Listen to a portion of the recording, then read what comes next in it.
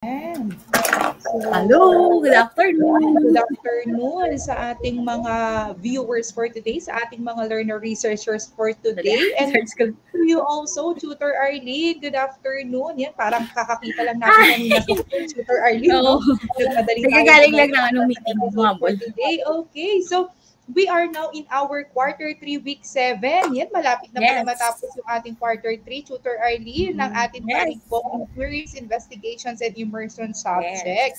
And now we will go to understanding ways to collect our data. So again, I am your tutor, Tina. Yes, I'm Tutor Arlene. Okay. And ready na kami ni Tutor Arlene para sa ating research journey for today. Okay, so let's start. Right. So gusto po namin pala ulit i-congratulate ang ating masaliksik na Tuty of the Week. That was yung last week natin. So eto po sila. Yan, nakikita nyo sa screen natin ngayon ang ating mga masaliksik na Tuty ng week 6. Congratulations. And again, yan, ito na po ang ating mga masaliksik na paaralan of the week. Yan, Tutor Arlene, nakaka-proud naman nakapasok naman ang ating school dahil sa ating mga learners last week, no? Napaka-active. Dami nating learners last week. Yes, so hopefully ngayon ulit, no, i-share po natin sa ating mga classmates and even sa sana online na rin sila. Naghihintay. Lesson natin for today. Yeah, so for today, we will be unlocking the following learning objectives. So first, we need to define what research design is. Yeah, so we will be differentiating each of the research designs, and also we will distinguish the difference between a qualitative and a quantitative research design. So ready na kami ni Tutor Arlene para simulan. Okay, so first question before we proceed doon sa ating way mismo ng pag-unlock ng ating competency. In building your dream house, what do you usually take in considerations before you start building it? Yan. So, ano nga ba yung una natin consider? Yan, si Tutor Arlene, yan, sa ng ating dream house, papatayo. Ano ba yung mga kino-consider natin? You can comment sa ating comment section para naman makita din namin ang inyong opinion. So yan, andyan pa rin po ang ating mga learners from different schools. So, ano nga ba yung mga kino-consider natin, Tutor Arlene? Di ba, una yung area ng lot. Gano'n ba kalawak? Yes. Gano'n kalawak yung lote natin?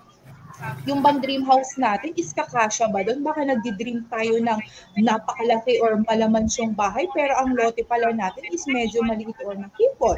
Yan. So, ayan, may mga nag-answer din tayo dito, Tutor Arlene, no? May mga sagot na blueprint. Ayan, blueprint. May nagsabi, blueprint. Oo, isa din yun. And isa din to, Tutor Arlene, ako, ito yata yung talagang kino-consider natin as of now, no? Budget. Dahil pakalaki yung budget natin. So, baka naman ma-short tayo. Baka yung dream house na ipapatayo natin na sinabi natin malamansyon, ang kalabasan lang yan, Tutor Arlene, kalahati pa lang yung tapos. Kaya dapat i-consider natin ang budget. And of course, eto, yung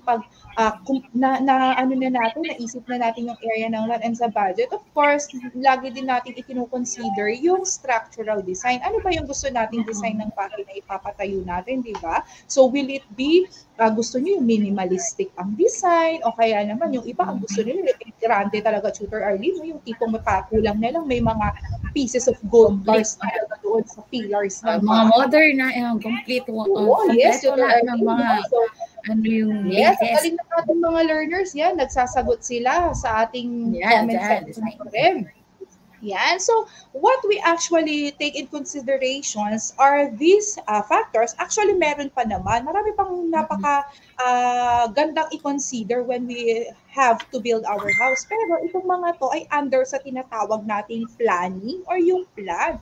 So, in everything, di ba, we are planning. Ito ang number one talaga na step para ma-achieve mo yung goal mo, that is to plan. Without plan, ewan ko lang kung magiging organized ba ang inyong magiging goal, di ba? Siguro parang impossible kapag walang plano. And this plan now is your overall strategy. Nakalakip na dito, ano ba yung mga gusto nating gawin? Ano ba yung mga factors na dapat i-consider? Just like itong tinanong natin sa umpisa, no? So itong mga to, katulad na lang kapag i-compare natin siya sa research, we mean here yung tinatawag na research design. So ano nga ba itong research design na to? Be able to understand what research design is, let's take learning task number 1. So ready na siguro sila Tutor Arlene kasi talaga namang ready tayo. Iniwasan natin today. Learning task number 1, learners. Yes, direction. Write fact if the statement is correct or bluff if it is incorrect. Yan. So fact or bluff tayo for today. So pakihanda ng inyong mga comment, yung mga tao dito, cellphone ninyo for you to comment. At ipakilagay na, pakihanda na rin ng inyong mga module kasi itong mga tanong na ito ay nasa module din ninyo. Okay, number 1, fact or bluff. When details is known about the research problem, then it is appropriate to use descriptive research design because it is a design that is exploratory in nature. Fact kaya ito or bluff? Yan, so tignan nga natin kung tama ang magiging sagot. Learners, lang sa ating comment section, no? And keep on sharing para naman ma-reach din natin yung mga students na sa tingin natin is nangangailangan din na maturuan dito sa subject na ito. So yung mga sagot nila, no? Bluff. Yan, may nagsagot ng bluff. Yan lang mga answers nila. Kung tama nga po ba sila, merong true. May nag-answer ng true. Or bluff tayo. Yan, in fact. So, yan, fact pala. Ibig sabihin, kapag medyo hindi mo kabisado pa kung ano yung research mo or medyo novice ka pa or baguhan ka pa in the field of research at yung inyong research na gagawin is gusto nyo medyo mapapadali kayo, pwede natin gamitin yung descriptive research design. So, malalaman natin ano nga ba itong descriptive research design as we move to our lesson. Yan kasi ito yung kumbaga masasabi natin no, na madali if we are going to consider the level of yung proficiency ng ating mga researchers. Number 2, fact or bluff. Correlational research design seeks to establish an association between variables. It does not seek cause and effect relationship like descriptive research. It measures variables as it occurs. So fact kaya ito or bluff? Okay, so online learners, write your answers on the comment box. Fact na fact, talaga namang sigurado siya. Fact na fact. Fact na fact ang answer. Pero walang number. Number 2 na tayo. Fact. Okay. Yes. So, yan, may mga sagot tayo na mga fact, Tutor Arlene, ano? So, tignan nga natin kung fact niya ba or bluff. Fact na fact. It's a fact pala. So, why fact kaya? Yan. So, kaya nga sinabi dito correlational. So, pag sinabi natin correlational, ano kaya sa tingin natin yung ibig sabihin na ito? There is something about the relationship na ina-establish mo between variables. So, tama ito na hindi siya actually nagpo-focus sa cause and effect, but it measures the variables. Yan. So, yung relationship between the variables. Yan. Number 3. If the object of the study is to measure a cause from a pre-existing effect, then ex post factor research design is more appropriate to use. In this design, the researcher has no control over the variables in the research study. Is it a fact or a bluff? Yes. So, fact or bluff? Write your answers. Type your answers so that comment box. Yeah, meron na naman tayo mga student from San Fabian National High School. And so, sa ating palaging na i-feature na masaliksik na paaralan from Horacio de la Costa at saka doon po sa iba pa na mga senior high school. Yan. So, ang mga sagot nila, Tutor Arlene, mukhang nadidelay. No? So, let's see kung ano ba ang correct answer dito. Okay, so yeah, it's a fact naman pala. So bakit kaya ito fact, no, Tutor Arlene? So sabi kasi dito, if the object of the study is to measure the cost, ibig sabihin, yung dahilan doon sa mga pre-existing or nag-exist na before na mga effect, ito ay tinatawag na ex post facto. Kaya nga siya tinawag na ex. Ano bang kadalasang binabanggit natin, Tutor Arlene, pag sabi nating ex, no? So, eto yung past. Yan. So, yung past natin, yung mga existing o yung mga pre-existing. Tutor Arlene, walang control ang ating researcher doon sa mga variables. It means na nakadepende lahat doon yung result doon sa mga variables natin, or yung variables natin ay nakadepende mismo sa kung paano nga ba talaga yung natural flow nito. Yan. So, kaya fact yun. Yan. So, nahuhuli ang kanilang mga answers, but they actually answer that. Yes. So, fact talagang mga sagot nila. Yan. Number 4. Yan. So, fact or bluff, an experimental research design aims to measure the causal relationship between variables. From the partiality of this design comes from assigning subjects, participants, or respondents into their groups. So, fact kaya ito, Tutor Arlene, or bluff? So, is it fact or bluff, online learners? Type your answers now for question number 4 on the comment box. Yes. Tignan natin. May number 1, number 2 pa pumapasok na answers, mga online learners. Nagpasok sila sa online. Sa tingin ko, nagkaka-technical difficulties itong aking internet connections. Headphone. So, alisin ko na. Gamitin ko na lang itong laptop. Okay, so tignan natin, Tutor Arlene, kung ano nga ba ang correct. Wala pa. Wait tayo. Ay, nahihintay pa natin. Ayan, meron na pumasok. Fact daw, Tutor Tina.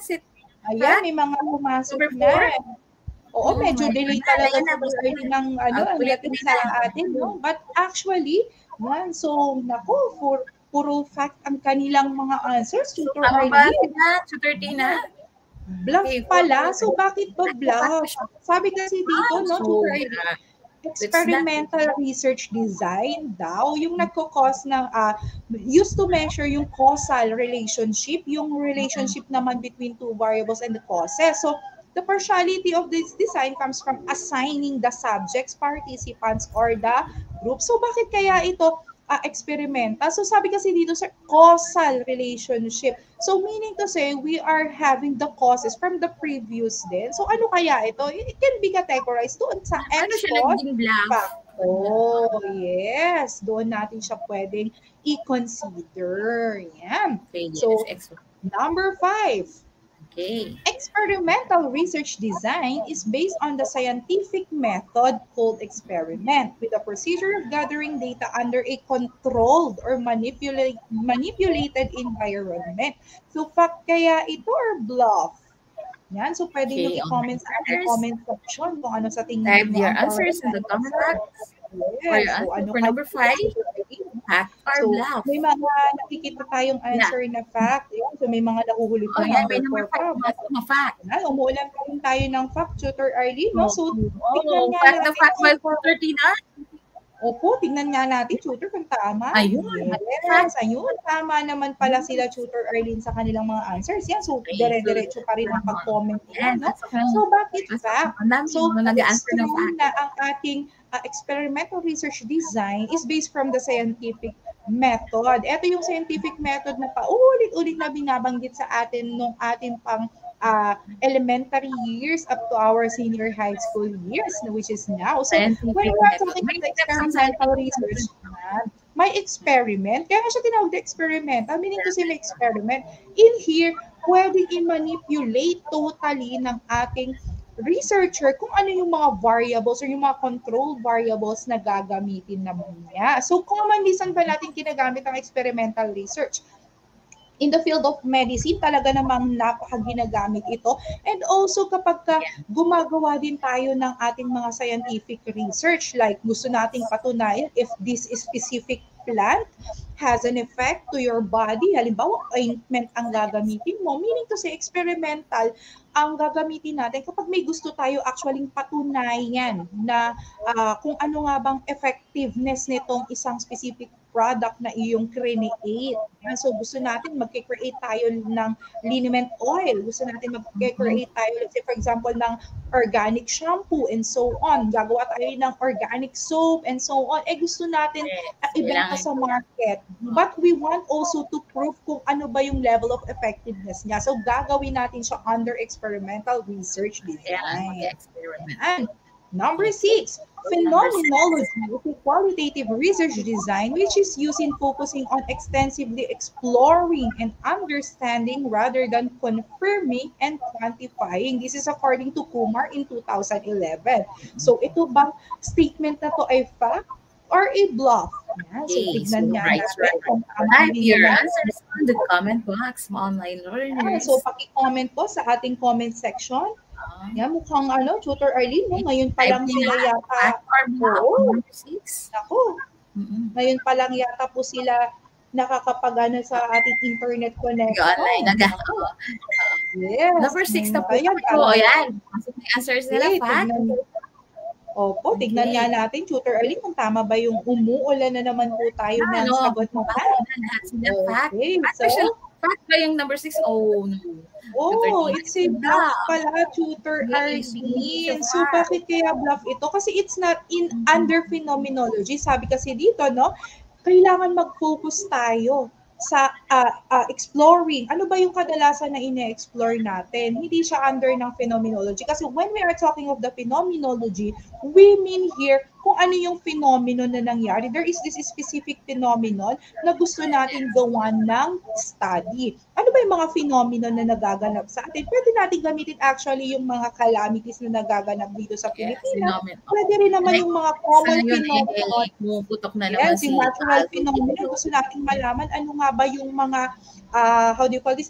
Gusto natin malaman kung paano nga ba nag-a-adjust ang ating mga individuals or ating mga ang ating community when this certain phenomenon happen. So, pwede natin yung gawin under phenomenology. Like yung sa world situation naman ngayon, present situation, the Russia and Ukraine. Yan.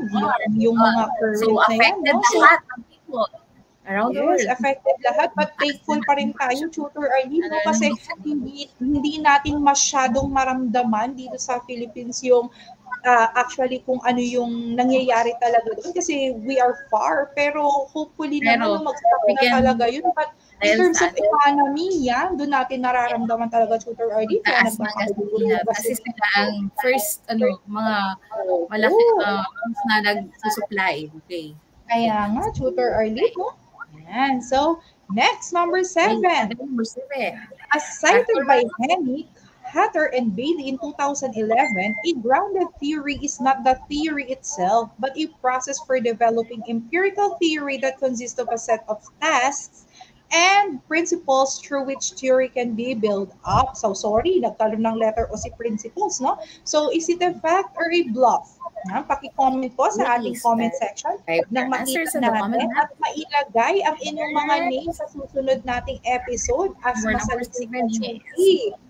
Yan. So, tignan natin, no, Tutor Arlene, kung ano na nga ba ang kanilang...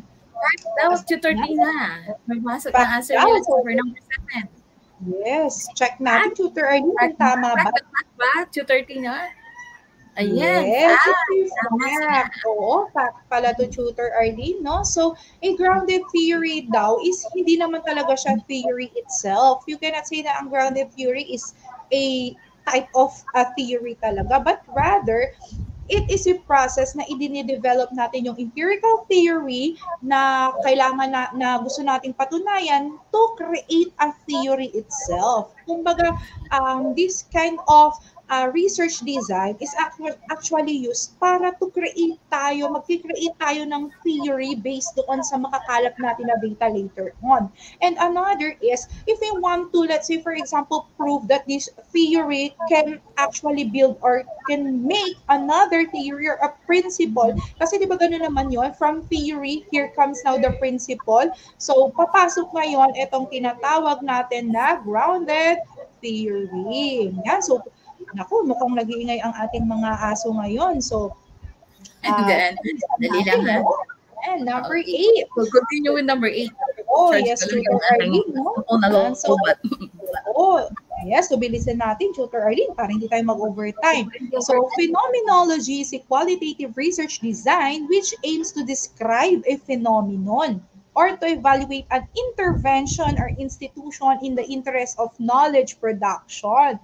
Yan. So, ano kaya ito? medyo nagkaroon tayo ng typo dito sa knowledge, no? So, ito nga ba ay fact or a bluff? Naku, meron na silang idea, Tutor Arlene, kasi parang na-explain na natin to kanina, no? Dun sa previous natin na number. This is according to answer na sila fact daw, Tutor Tina. Ano po, fact talaga yung kanilang mga sagot, Tutor Arlene. Let's see. Is it a fact?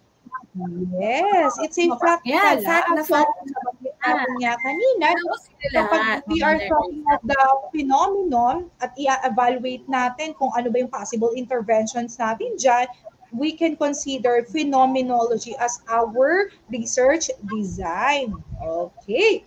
Number 9, mixed methods deals with a scientific description of individual cultures involving the origins, development, and characteristics of humankind. So dito daw, no? Mixed methods nga ba yon? Ang nagdi-describe doon sa individual cultures. Yeah. So ini-involve dito yung origin nila, development, characteristic, Fact or bluff ba, online learners? Type your answer sa comment section. Tinitignan ko, Tutor Arlene, mukhang ano talaga, no? Nagsisilid ang ating Number 8 pa pumapasok learners yung answers nila. Oo, late na pumapasok yung answers nila, no? So, tignan natin. Yung dating ng internet connection natin Yan talaga, no? Sana talaga, Tutor Arlene, here, there will come a time na internet natin. Yeah, so number hindi 9 is a bluff. May nag-answer bluff, Tutor May Tina. bluff. Oh, may Ayan, mga bluff. nilang nag-answer ng Sunod na bluff. silang bluff. Kaya nga, May tingnan bluff. nga natin. Yes, it's a bluff pala. So, bakit bluff? So, ano nga ba itong mixed methods na tinutukoy natin? So, when we're talking of the mixed methods, actually, this is a combination of a qualitative and a quantitative research design. Kaya nga siya tawag na mixed methods, naghalo. Commonly ginagamit ito, no, sa dissertations, sa ating mga thesis, lalo na kapag talagang ang topic natin, gusto talaga nating makuha yung appropriate o kaya naman yung talagang highest level or highest possible level kung level man ang hinahanap natin ng mga variables, no? So we can use mixed method. Pwedeng sa part 1 mo, gumawa ka ng quantitative, you quantify it, then after yung na-quantify na yung gusto mong hanapin, pwede ka naman ngayon, pwede ka naman magpasok ng mga qualitative na mga questions. Yan. So, parang binigyan mo ng supplement yung iyong research. Kaya siya tawag na mixed method. And when we are talking of the individual cultures or anything related doon sa pagkalap natin ng information sa isang culture, sa culture ng isang group, origin nila, paano ba ang development nila or characteristics ba nila as a group? Yes. How do you call that? We called it as ethnography. So something related to the groups, ethnic groups, yan, sa mga tribes.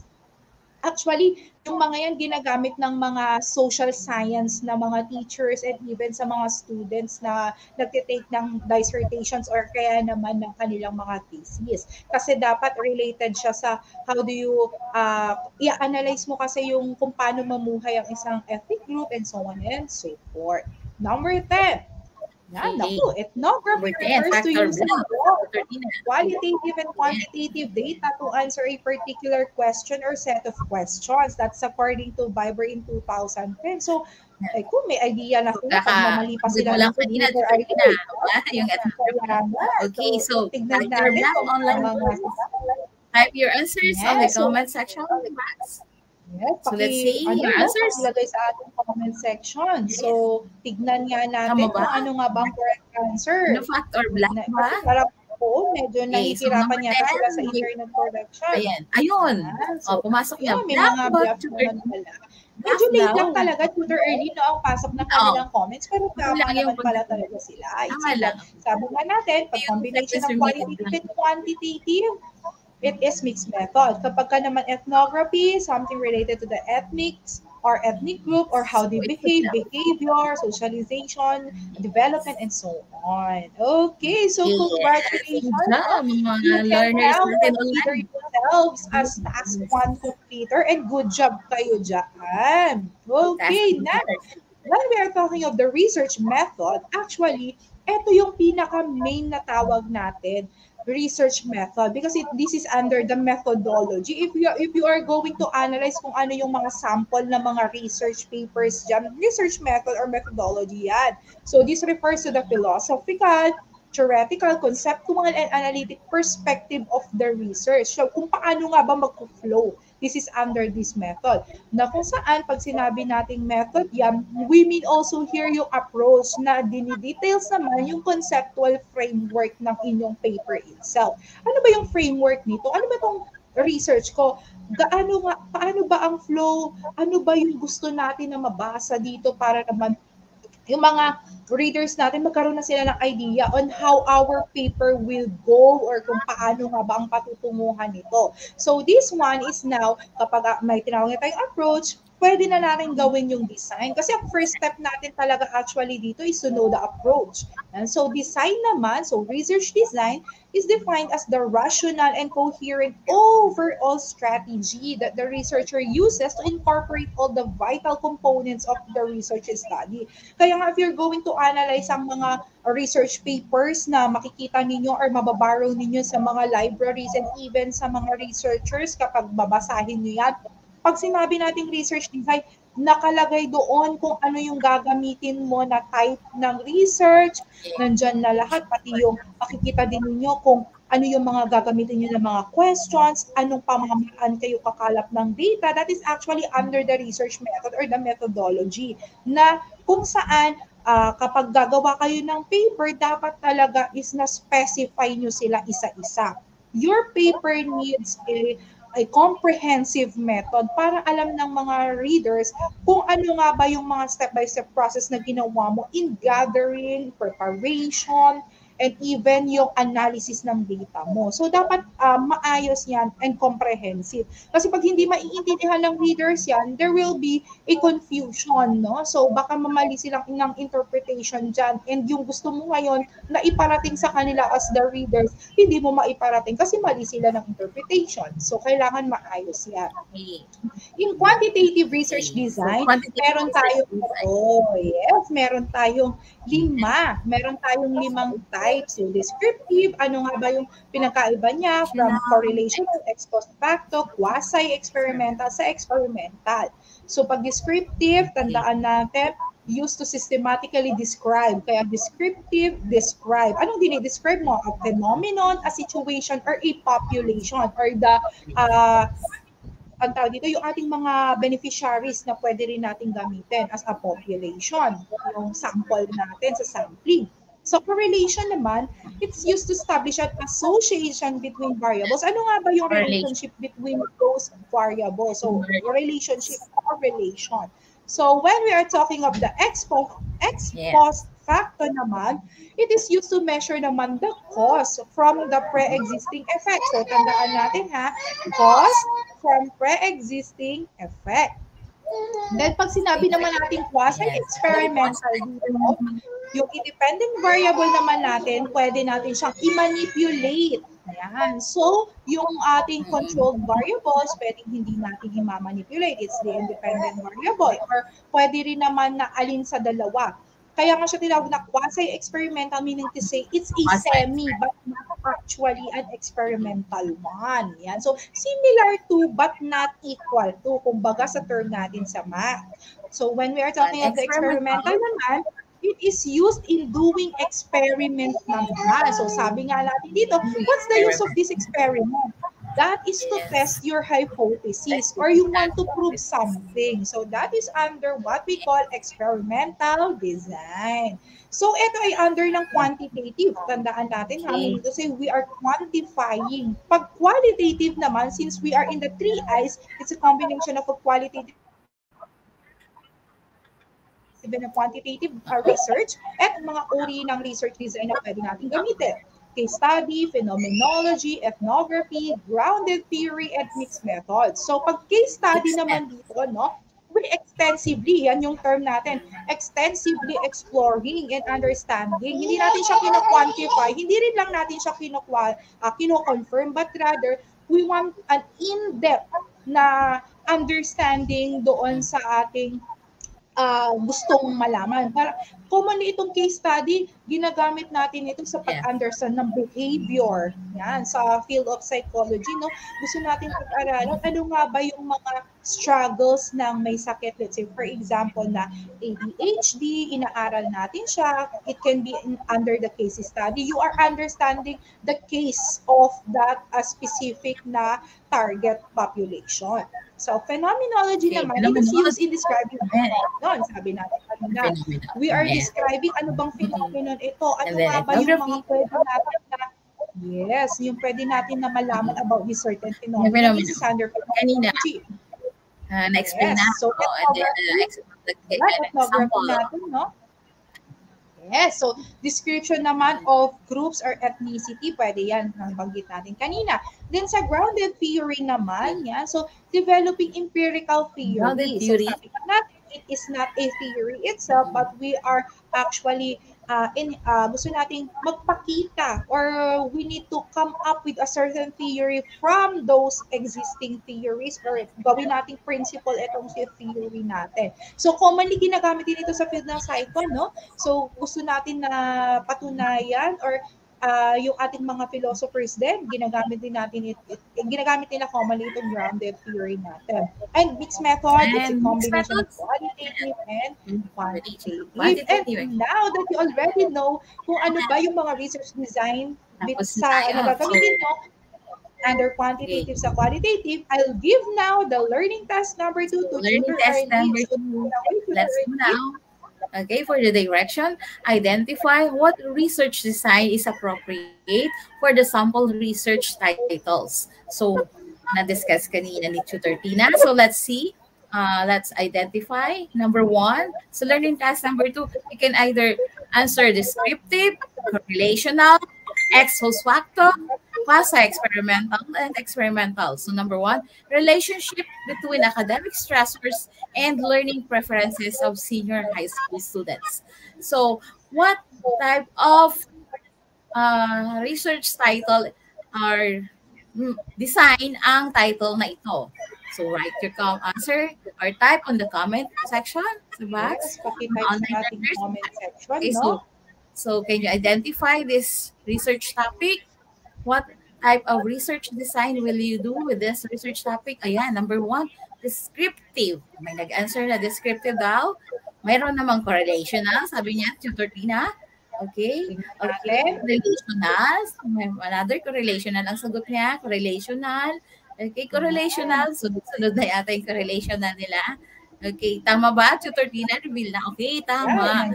Reveal na natin, Tutor Arlene, no? Correlational. This is correlation of variables. Okay, yung relationship between academic stressors and learning preferences of senior high school students.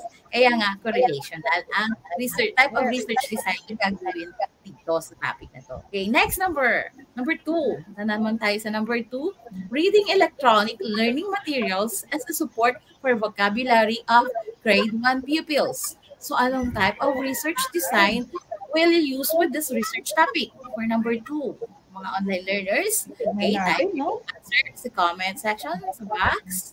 So tama, correlational, number 1 pa rin. Tutor Arlene, nag-delay ang ating number 2 answers. Seconds lang naman yung pagdating ng okay, number 2 na. Okay, number 2. So i-reveal na ba natin, Tutor Arlene? Electronic learning materials as a support for vocabulary of grade 1 pupils. Okay, anong type of research design will you use with this research topic? Okay, mga learners, online learners. Okay. So may mga, ayun, number 2. Sabi descriptive. Masok ang sagot. Sunod-sunod na. Descriptive. Descriptive. Tutor Tina. Tutor Arlene.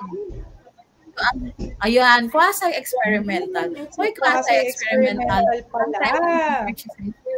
The topic, reading electronic learning materials as a support for vocabulary of grade 1 pupils. Quasi-experimental, of course, yung mag-experiment kasi sila on the electronic reading materials. Kaya quasi, di ba? Tama ba, Tutor Tina? Okay. Yes, Tutor Arlene, no? Kasi meron silang pino-control or minamanipulate and meron din Yes. naman silang hindi minamanipulate na variable Was between these two experimental. variables. Okay.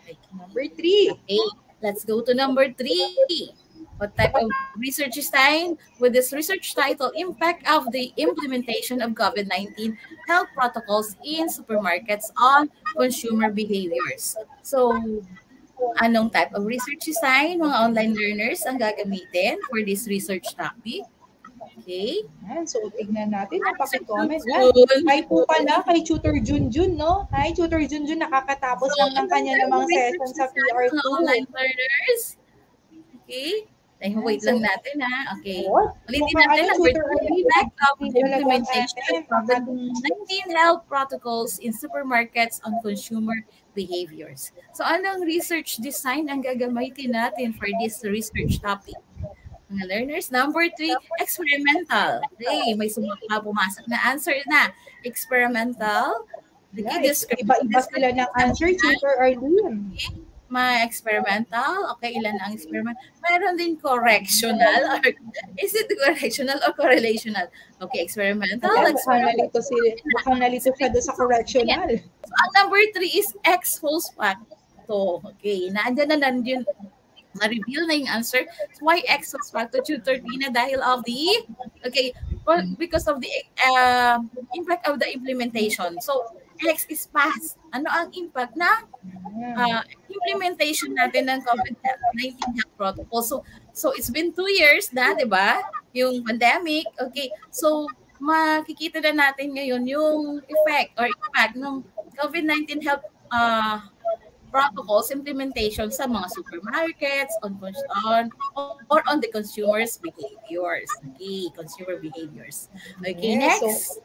Okay, so ano natin, Tutor Arlene, dinedetermine natin yung causes dun sa pre-existing natin na mga effects. So, yan yung binigay natin sa number 3. Number 4. Okay, for number 4, effects of morning exercise on the health anxiety level of senior citizens. Okay. So, anong type naman ng research design ang gagamitin for this research title? For this title, effects of morning exercise on the health anxiety level of senior citizens. Effects.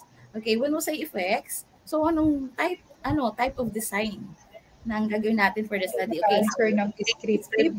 Number 4. Meron pang pumapasok answer sa number 1. Still correctional. Correctional. Ayan, nalito na sila sa correlational. Tutor, naging correctional na. So, it's correlational. Okay, descriptive ba ang number 4? Correlational? Ano ba ang number 4? Iba-iba sila, no? Deliver sa mga answers dito, Tutor Arlene. So, i-reveal na natin, Tutor Arlene. Okay. So, ex post facto. Okay. So, effects ka, di ba, is past. Kaya ex post facto, effects of morning exercise on the health anxiety level of senior citizen. Yung mga senior citizen kasi, syempre, need lang gumalaw-galaw, Galaw Pilipinas, on Monday, Tutor Tina, see you. Okay. Yes, so, ano effect of exercise on health anxiety level of senior citizens? Okay. Kaya, yes, kasi dito na, Tutor Arlene, opo, may existing effects na kasi tayo. So, we need to determine the causes of this pre-existing effects. So, ano nga ba yun? That is now yung sa health anxiety level. Anong level nga ba ng anxiety yung ating nararanasan? Yes, kaya ex-post facto ang appropriate natin dyan. Number 5. And number 5, okay, measuring the gadgets usage of children at home during COVID-19 community quarantine. Okay, so for this research design, for this research topic, what type of research design will you use in doing this study? So type your answer for number 5, pero sa ating phone ay number 4 pa. So, ulitin ko, number 5, ayan na. Measuring the gadgets usage of children at home during COVID-19 community quarantine. So, what type of research design will you use in this research topic? Okay, type your answer on the comment box.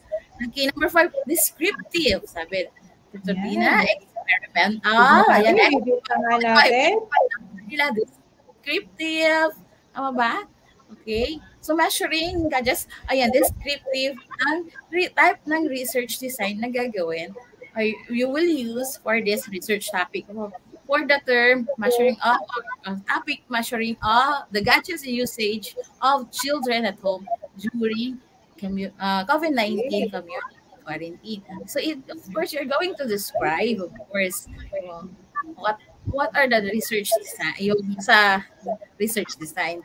Pag sinabing descriptive, aalamin yung mga measures for the uses of gadget usage. Gagawa kayo ng questions, or a questionnaire, and, on their gadget usage. Okay, so ano yung mga questions na ilalagay nyo doon? Okay, mag-formulate kayo ng mga questions. Okay, and then magsa-survey doon sa mga na gumagamit ng mga gadgets. Okay?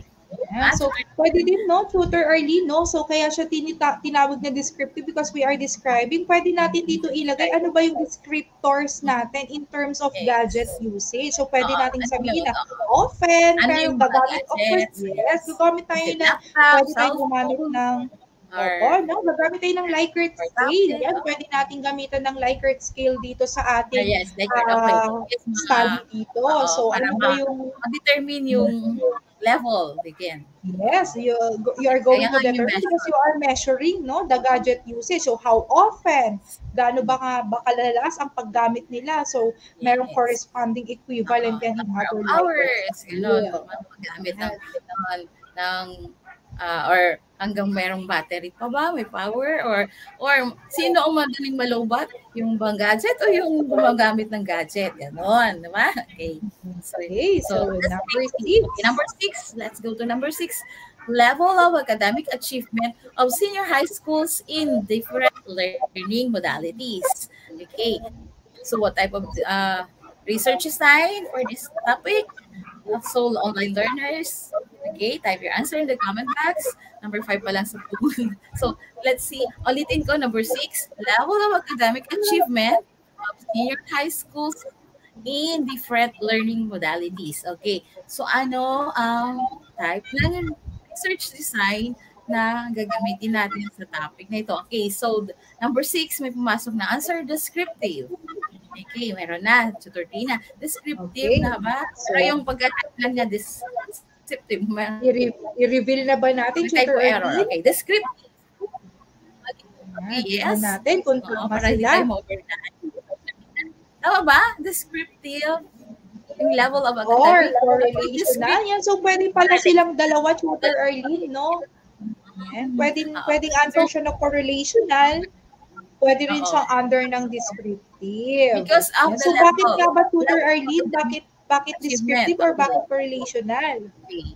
So ganun nga, may Likert scale din for the level of academic achievement, and then kung correlational, ano yung correlation ng level of academic achievement ng senior high school in the different learning modalities.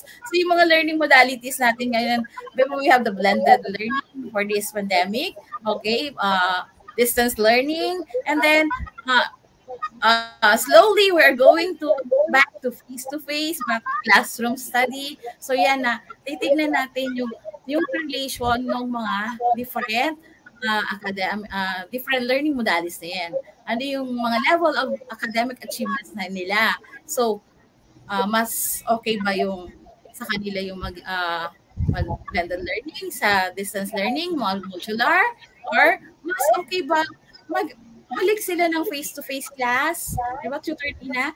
Okay, so ito na yung shift ng change natin sa education after the 2 years pandemic na tayo. Okay, diba? Yun lang yung kanina, pinamimitingan na, ito na, we are going to prepare you back-to-back, yung face-to-face, babalik ng face-to-face ng class natin. Okay, so mag-proceed na tayo sa number 7, Tutor Arlene.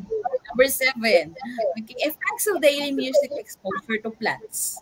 Okay, so ano ba ang this type of research design ang gagawin natin for this topic, effects of daily music exposure to plants. Okay, so medyo ano kaya? Siguro, kaya nilang makuha ang tamang sagot dito, Tutor Arlene.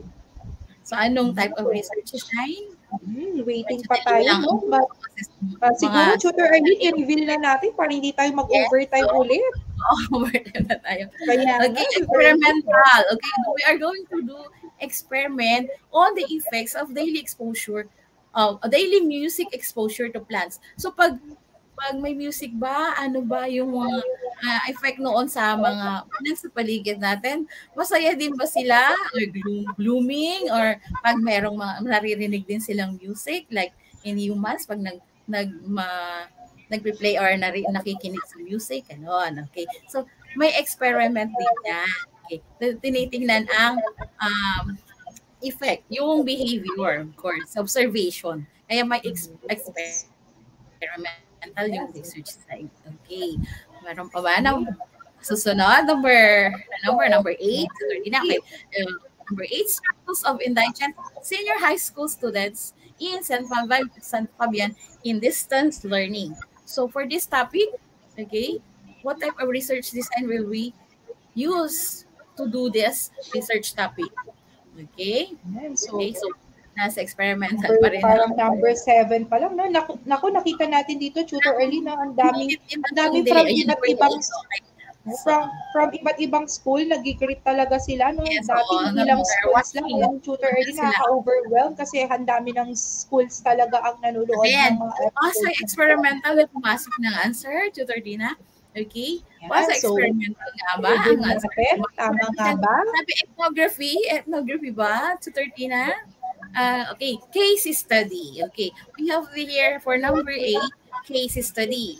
Okay, so yung why case study na research design for the struggles of indigent senior high school students in San Fabian in distance learning? Because it's like we are going to do this research design as a case study to study, of course, yung struggle ng ating mga senior high school student na medyo hirap, indigent, in learning, kaya nasa distance learning sila. Maybe yung, of course, malayo sa school, kaya nga distance learning, mahalang pamasahe. Okay, so, siguro pag thesis study, meron tayong mga specific mga subjects, mga respondents, yung mga, like mga 4P students natin, diba? Tutor Tina. So, sila yung mga ating correspondents na para gagamitin or pag-aaralan natin making the research design using this topic. Okay, tama, Tutor Tina? Okay, ethnography. Parang walang nakakuha pa. Okay, okay. Okay, so number 9. Halos karamihan ang sagot nila, Tutor Arlene, ethnography. Pero it's case study. Okay, so let's go to number 10. Kasi overtime na tayo. Bilisan natin. Integrating the pragmatic approach in teaching in the blended learning modality. Okay, so number 9 topic or title, anong research design? Okay, number 8 pa lang kasi supo, medyo delay lang yata ng minute. Okay, okay. So, anong research design? Number 9, ang gagamitin for integrating the pragmatic approach in teaching in the blended learning modality. Okay? So, mga online learners. Okay, so, i-reveal na natin, Tutor Arlene, no? Kasi mukhang mag-overtime na naman tayo. I-reveal na natin. Hindi naman natin papasok yung answer nila pag nakita ni Ren. Okay, grounded theory. Why grounded theory, Tutor Tina? Ang topic na integrating the pragmatic approach in teaching in the blended learning modality. Okay, why grounded theory research design? Because of this one, integrating the pragmatic approach. Okay, yung theory, yan, di ba? In teaching the blended learning modality. Kaya grounded theory, di ba? Tama ba, Tutor Tina? Okay, yes, ayan, grounded theory. So we have here an existing na theory talaga, which is the pragmatic approach actually. This is under yung sa ating principles of teaching and learning actually ng mga students natin. So paano ba sila nag-learn? You integrate this to create a specific principle or theory, or paano gusto nating malaman talaga if we want to prove kung talaga nga bang itong approach na ito is an effective one. So, pwede natin siya gamitin under grounded theory.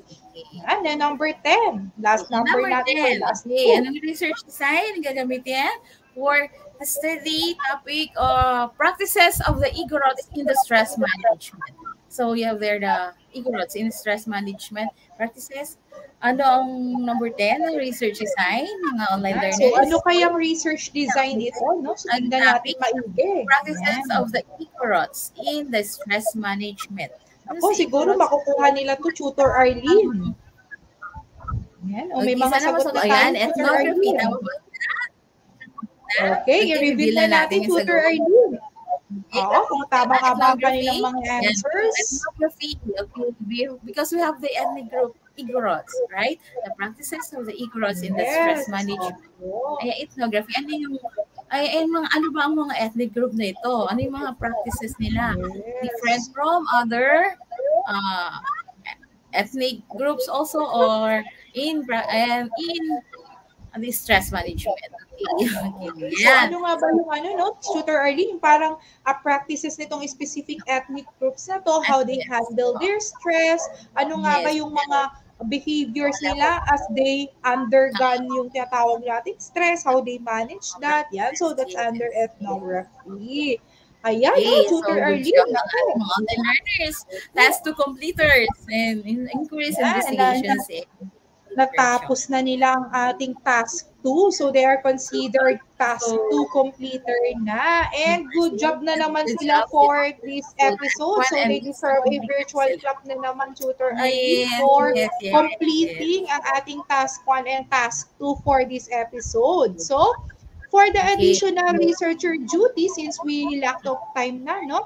So, eto naman po ang inyong additional researcher duty. So, from the research title you have chosen in our previous episodes, craft the appropriate research design for it. Since you already know what type of research designs do we have doon sa ating qualitative and quantitative research design. So, it's up to you to create ang inyong research design.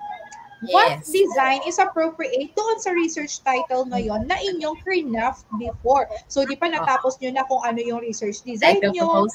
Yan. So, ngayon naman, eto na. So, ngayon, ano naman? Ano design? Dahil naituro na ni Tutor Arlene at ang nagbigay na siya ng mga examples on what specific research design is appropriate sa ating mga sample research titles na binigay kanina. And sa nila isi-send yan, Tutor Arlene? Sa link provided natin below. So, you can capture the photo. Yes, take a screenshot, no? Screenshot nyo kung saan yung papasa. Madaling yung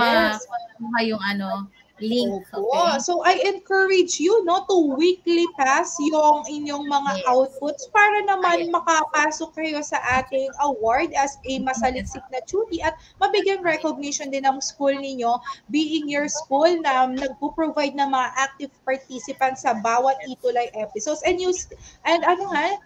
makikita din dito, no, pwede rin natin silang i-correct kung halimbawang nakita natin na may correction ng kanilang research at least may input natin. Pwede nyo rin kami i-PM ni Tutor Arlene. Let's say, for example, hindi ninyo mapasok yung link, pwede naman kayo sa amin mag-PM ni Tutor Arlene. So, you can add us on Facebook.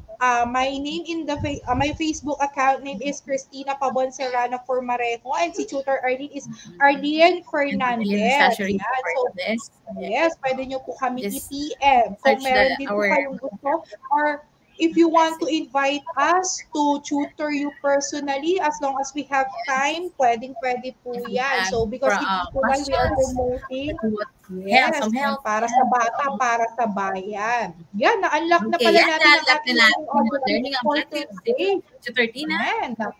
Hindi natin namamalayan, Tutor Arlene, natapos na naman ating episode. Dahil dyan, level 7. Level 7 na, Tutor Arlene. Nakakatuwa naman. Napaka-taas na ng level natin. No? Natapos na natin ang level 7. Meron na tayong badge. Okay, so ito po ang references na ginamit namin ni Tutor Arlene in crafting this episode for today. Yan, so yan po. You can actually search the yung mga yan po to be able to understand better kung ano po yung Yes, and about i-download sa yung research references also. designs. Pwede kayo mag-download, no? And you can PM us so that we can also provide you yung mga soft copies ng mga e-books ng ating mga research na magagamit ninyo, lalo na if you are crafting now your research. Both sa students and sa teachers, you can PM us. You can invite us to talk about it as long as we have time. No problem po yan sa amin ni Tutor Arlene. And of course, we have used ang ating references official from the central module office. provided by the central office Module, on yes. in-course investigation and immersion. Yan, module 4 na po tayo Module na dyan. din gamit. And again, yan, Tutor Arlene, ano nga ba yung lagi nating sinasabi?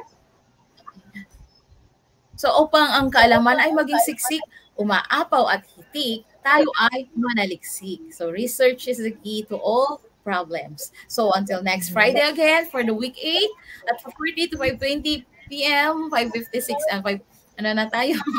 5:40 naman. Okay, so overtime ng konti tayo. Papaalam na kami ni Tutor Tina. Patapos na kami. Ayan. So, see you po. And you can catch us sa official again na Facebook page at YouTube channel. So, see you again sa ating next episode. Have a great weekend, learner researchers. Have a great weekend, Tutor Arlene, and to our director, Tutor Ronald, ang aming program head, and so as with Tutor JJ. Yes. Also from our Ang SDO researchers. Yes. SDS, ASDS, and ADS. Thank you, the principal, yes. And our program head, our assistant principal also. Thank you. Bye. Thank you so much. See you sa next episode. Keep on watching ang bawat episode natin, ha, so that you will learn. Wala na, okay na. Okay na. Okay, screenshot ko na lang sila.